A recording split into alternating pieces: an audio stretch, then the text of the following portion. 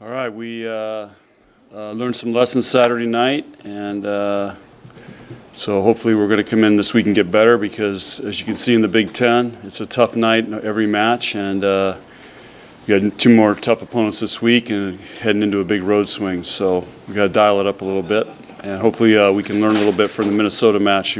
Minnesota played really well. Did it feel like a little bit you were starting from scratch with your ball handling going into this year, just after losing some players who had been back there for quite a while? Yep. I mean, it just matches like, or this coaching this team this year, it makes me appreciate players like Ani. I mean, those guys are so valuable that, are such great passer ball handlers. But we're working hard at it and we're getting better at it.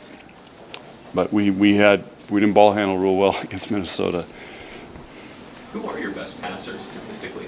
They're all pretty even, but Kenzie by far is the best. Everybody else is pretty even. Depends on the night.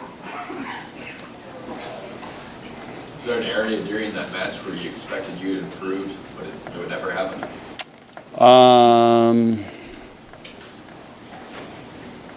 I was shocked at Game 3 at how we responded after winning Game 2. I only threw up in my mouth about 3 times watching the match, but on video. But I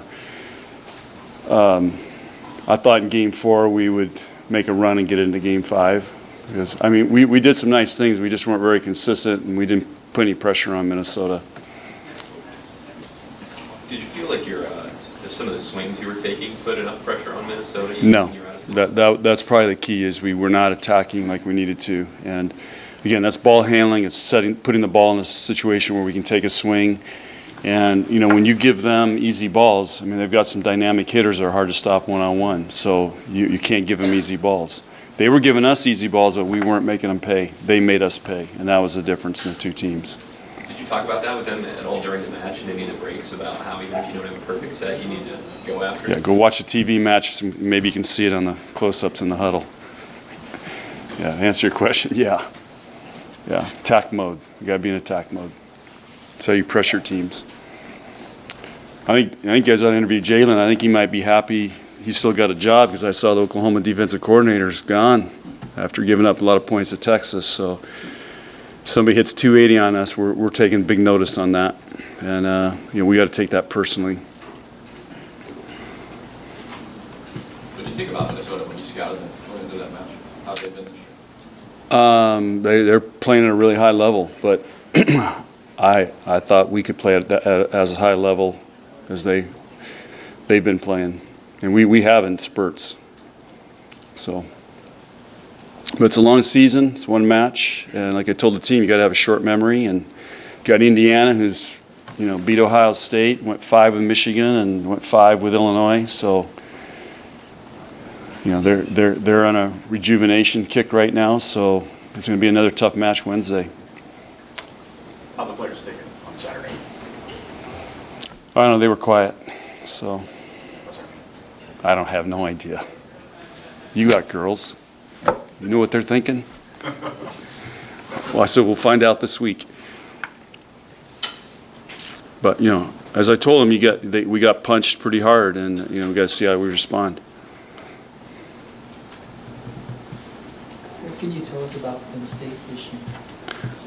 They're young. That's all I know. I haven't even looked at them. We're on Indiana right now, so we'll worry about them on Thursday. But if they're Penn State, they had the #1 recruiting class. They're starting a lot of freshmen, and so they're very talented. Hey Josh, there's a new NCAA rule coming into play on October 15th regarding transfers. Athletes not having to notify coaches. I don't know if you'll deal with that in the middle of the season. Most coaches probably won't. But what do you think of that rule change? How, if at all, will it change anything you do and how you guys go about it? Yeah, it's a good question. In that, I think I don't know how we'll deal with it. And I don't know how many volleyball players in the middle of the season will start putting their names in. It'll be interesting. What I still don't have clarification on is if, say, somebody puts their name in, what do you do? Because you can't take their scholarship. So, and we're waiting for clarification on that. And so somebody could put their name in, shop around, see what they get, and decide to stay, I guess. So I don't know what power the coaches or the athletic departments have. We haven't been told that, and hopefully we'll hear before October 15th. But to me, that's, you know, just like what Scott's saying, if somebody wants to leave, great, get them out of here. And but we got to be able to use their scholarship. And that's, in the past, when players leave in the middle of the year, you're stuck, you can't use their scholarship till next year.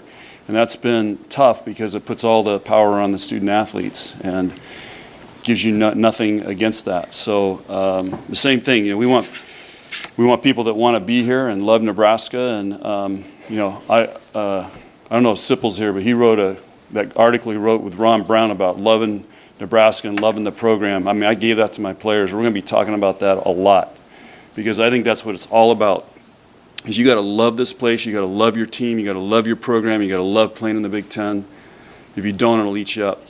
And so I think that was a really, really powerful article that, at least for me, really hit me. And I'm going to be talking to our team about that. Should you start checking the database on October 15th? Refresh. Well, we'll have an account, and Kayla, you know, she's in charge of that. But I guess. I mean, I think they know, like they notify you, and I think we get a notification if one of our players does it. But yeah, it'll be interesting to see. I mean, this is uncharted waters. But the transfer thing it's been wild, and it's getting wilder probably, as you can see with football and of course basketball, so it's interesting. John, how advantageous is it playing on Wednesday as opposed to Friday, Saturday? Just so you don't have to sit on the loss as long, and you have that little bit of a gap to prepare for Wednesday. I guess looking at it that way, but I would rather get in and train for 3 days and then play Friday, Saturday. I'm a big proponent for Wednesday, Saturday, but man, it's hard to train your team hard because you've got 2 matches spread out. So that's always a juggling act. So I can go either way on it, but my inclination would be let's get in the gym and train and fix what we got to fix. But it's hard to do that when you get preparing for another match, in 2 days. Any more questions? All right. Okay, guys, thanks.